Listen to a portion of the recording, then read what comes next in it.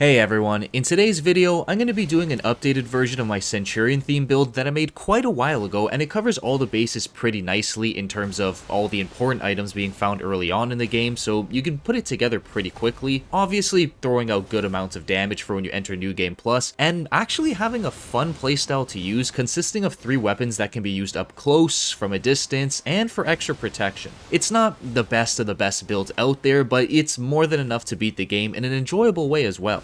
Before I get into the build, I want to thank the sponsors of today's video, dammods.com. They'll get tons of runes for you, just allowing you to max out your character extremely quickly without having to put in vigorous amounts of hours getting them yourself, because we all know how tedious that can be. They work on all platforms, PlayStation, Xbox, and PC. They're also trusted by thousands of users on Trustpilot with a 5-star rating and over 6 years of experience. Links will be in the description down below. You can also use the code DIVINE for up to $100 off on your purchases. Again, thanks DamMods for sponsoring the video. Now let's actually dive into it.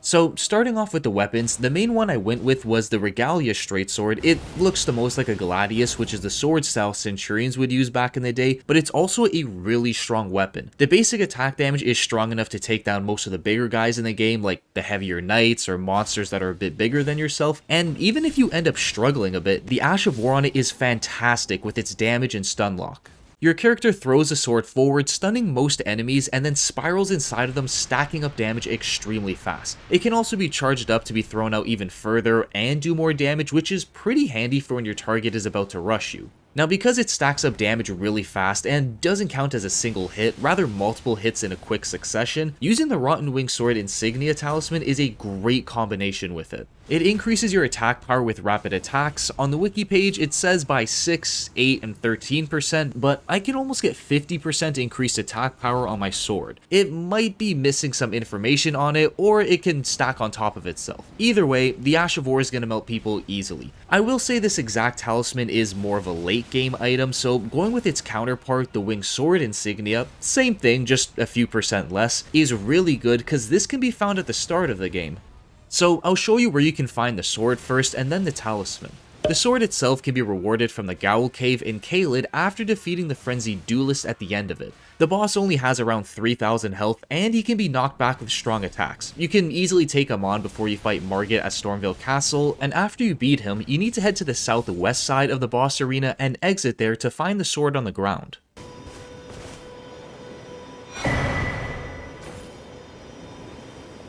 Next, since the Rotten Wing Sword Insignia is a late game item, you can get the lesser version of it, the Winged Sword, from the Stillwater Cave in Liurny of the Lakes. Same thing as getting the sword, you'll have to defeat the Cleanrot Knight at the end of it to be rewarded it, and it's not a tough fight either. The boss has close to 2,000 health, it can be backstabbed and knocked over with attacks from heavy weapons. So as soon as you enter that area, the cave will be really close by.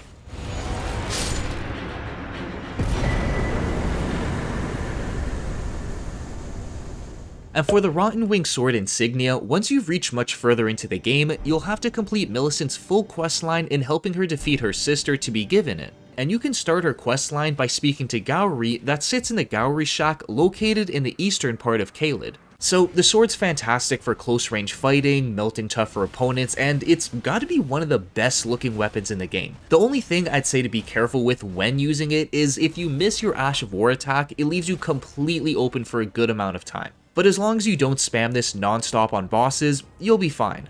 Moving on to the second weapon that also combos really well with the sword is actually the short spear with the occult affinity. The basic attack damage on it isn't that great, it's really only good for taking out the weaker mobs in the game, but the main reason I went for this was for the ability to throw it like a javelin, which is what Centurions would use as a ranged weapon, and it's very effective against a lot of enemies. The damage is good, not gonna one-shot or anything, but you can get headshots fairly easily that do extra damage and knock them back as well. It's also got a lot of stance damage, so it's pretty nice for breaking a boss's guard and getting off an easy crit shot, and lastly, with it only costing 9 FP, you can spam it with little to no problems whatsoever. I'm saying it combos nicely with the sword is because before anyone can even get close for you to use the sword, you can chip away at their health from a distance with the spear and quickly swap over to the sword after for the closer encounter. To do the spear toss, you'll need the Ash of War Spectral Lance, and any spear will do. I went with the short spear just because it's the easiest one to get, the lightest, and I personally really like the look of it. Now, to make the Ash of War hit a bit harder, I threw on the Shard of Alexander to increase the damage of all Ashes of War by 15%, and this includes the sword's Ash of War as well, so it benefits the build quite a bit.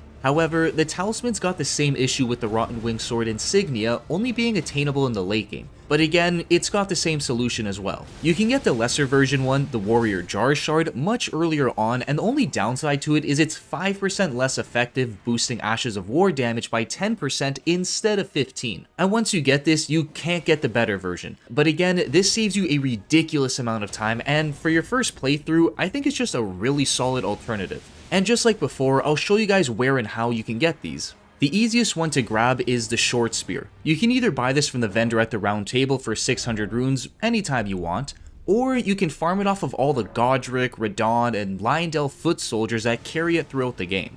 After that, you can retrieve the Ash of War Spectral Lance from inside of Rhea Lucaria Academy. The closest site of grace is the Church of the Cuckoo, and from here, you'll want to head outside to the graveyard and head to the end of it until you see a door. From here, make a left, head down the hill, and kill the Teardrop Scarab to receive it, but be cautious because a bunch of dogs will ambush you while you try to do it. The nice thing about it is once you have it, it also comes with the Occult Affinity, so you don't have to go out of your way to get the Black Wet Blade for that option. And lastly, to get the Shard of Alexander, you'll have to fully complete the Iron Fist Alexander questline that can be started by first speaking to him east of the War Master's shack. If he's not there, he moves around as you progress through the game, so be sure to check the wiki page if that happens. And to get the easier and lesser version of the Talisman, you just have to kill him right when you see him wherever he ends up being. No need for the quest line or any kind of talking. Now, for the final weapon, this one's a shield, and I wouldn't say it's as important as the others, but man, it complements the Centurion look fully, and that's the Lordsworn shield, a big rectangular great shield. Aside from making the build look better, it functions really well since it's a great shield, meaning most regular attacks that you block will bounce off of it and create openings for us to counterattack. In addition to this, the stat requirements are really low, and it doesn't weigh a lot either, making it a perfect option for this setup. Well, maybe not entirely perfect, because it only blocks 94% of physical damage, which honestly isn't that bad, and you'll hardly notice it, but that's about it in terms of flaws. Low stat requirements, third lightest great shield, and another early game item to get. I also threw on the Ash of War no skill with the standard affinity, and that's important. It's generally the best affinity to use on shields that doesn't lower or increase other stats. The Ash of War is just so I can still use the Ashes of War on my main weapons instead of having to constantly take it off and leave myself more vulnerable whenever I want to use them instead. When it comes to using the shield, I'd say it's very straightforward, block and counterattack with your sword for the most damage, and don't try to turtle up behind it with the spear since that's going to reduce the damage and it already doesn't do a lot, so that's just not a good combo there, don't do it. But with the sword, it's good. And because I'm counterattacking quite a bit, I also tossed on the Curved Sword Talisman to increase the damage of the counterattacks by 20%. You mainly want to focus on using either counterattacks when you get openings on stronger guys, or the Ash of War attacks on them to take them out as fast as possible. Basic attacks are always an option, but this is what I mean by having a fun playstyle, because you have more than one option of attack for every situation you get into. Anyways, to find these, you can farm the Great Shield off of the Godric soldiers wielding them at the Gatefront Ruins. The drop rate's not that great, but since those guys are easy to kill and there's a site of grace nearby, it won't take long at all.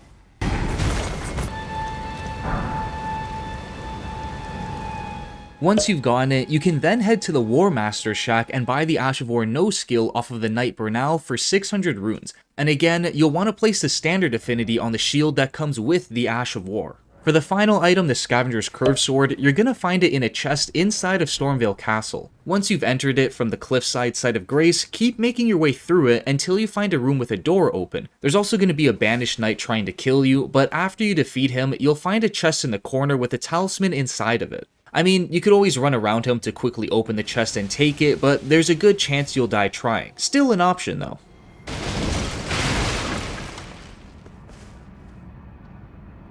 Next thing for this build is the only buff I use for it, and that's the Flask of Wondrous Physic. I wanted to stick with only this because applying 10 different buffs before every fight can get really annoying, and also having to farm for them too is a whole other issue of itself. But with this, you get it once and you're set forever. So the main tier you'll want to use for it is the Thorny Crack tier that increases the damage of successive attacks by supposedly 9, 13, and 20%, even though I think it does a lot more, just like the Rotten Winged Insignia, but regardless, it's going to be really effective, making the Ash of War attack on the sword pretty much a nuke. Then the other tier isn't as important, but it does help out a bit by increasing the damage of our sword a bit, and it's the Magic Shrouding tier. It increases our magic damage by 20%, and the sword's damage is split between physical and magic. It doesn't benefit anything else in this build, but every little bit is nice. Oh, and both of these tiers last for 3 minutes total, giving you plenty of time to get the best use out of them. The only time I really use the Flask of Wondrous Physic is just before big boss fights, cause the build's strong enough to hold its own in every other situation the game throws out, but you can really use it whenever cause it infinitely refills itself whenever you sit at a site of grace, which is why I really like this item a lot. Now, for where to find them, the Thorny Crack tier can be rewarded after defeating a putrid avatar boss found in the consecrated snowfields. This one's more of a mid-game item, so don't worry about getting this too much. Like, will it help the build out? Yeah, but is it absolutely needed? No. It's a nice thing to have, but not a necessity. And before you get that, you can grab the Magic Shrouding tier that's rewarded from killing the Erdtree avatar boss that's found at the minor Erdtree in the northeastern part of Liurny of the Lakes.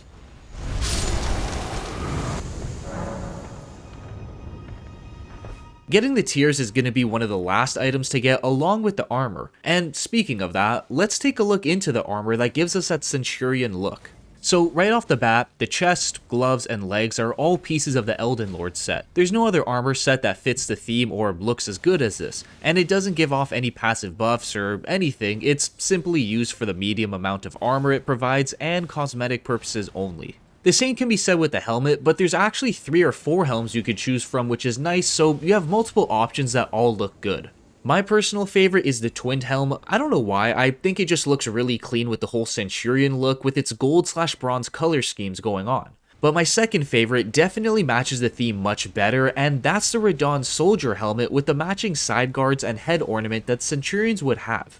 This one's also easier to get and looks just as nice. No wrong choices there. The other one is the Royal Knight helm. Not a huge fan of it, but the head ornament on it somewhat matches the look since Centurions would have something similar to this as well.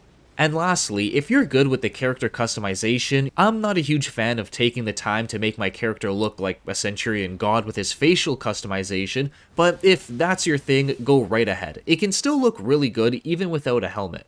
Continuing on, since the armor provides a medium amount of protection and I really like using heavy armor, I decided to use the Dragon Crest Great Shield talisman as my last talisman to decrease the amount of physical damage taken by 20%. You don't need this exact talisman, the last slot can be a personal preference for yourself since there's nothing else that's really gonna benefit the build heavily. Now, after I show you the locations of all the armor pieces and the last talisman, I'll go over the stats required for this build to work. So, to get the Elden Lord set, you're gonna have to beat Godfrey, the first Elden Lord, in order to be able to buy it off of Enna from the Round Table. She sells the entire set, not including the helm, for 44,000 runes. Pretty expensive, but after you beat him, you'll have more than enough runes to get the entire set. And I know, it sucks, but there's really no way around it with no other armor set looking even remotely as good as this. But on the other hand, 2 of the nicer helmets can be grabbed earlier on. If you want to get the twinned one, you'll have to kill the NPC D, Hunter of the Dead, who can be found just outside of the Summon Water Village.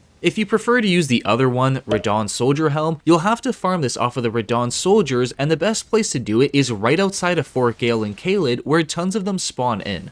And for my least favorite one, the Royal Knight Helm, you'll be able to buy it from Enna at the Round Table for 4,000 runes after defeating Loretta, Knight of the Haligtree that's found in the Haligtree. The boss drops a lot of runes, so it may be worth it in the end to try and get the helmet, but that's up to you. I mentioned before that you can use any talisman for your last slot, but if you want to use the Dragon Crest Great Shield, you're first going to have to reach the Drainage Tunnel site of Grace and head outside. Make a left and run along the tree branches until you see a rooftop you can jump onto. Look for a hole in the roof, then jump down that there and fight off a bunch of bugs guarding the chest. For this one, you're going to have to kill them first. They just throw such a massive barrage of attacks, it's going to be almost impossible to open the chest and take it without dying. With that said, all that's left is to go over the stats required for this setup. So the bare minimum needed is 16 strength, 18 dex, and 15 arcane. After that, I'd recommend getting 22 endurance to be able to fast roll with all the weapons and armor equipped, 60 vigor for tons of health, 80 arcane for the highest damage output, and 18 mind so you can use the Ashes of War more often. If you want to copy my exact build, you'll want to start off with the hero class to match the stats. If you're using any other starting class, you may have to take away some points from mind and vigor to make up for the difference, but that's not going to cause any big issues for you. Well, if you guys enjoyed the video, be sure to check out some of my other build related videos on my channel. And as usual, thanks for watching. I hope I'll see you all in the next one.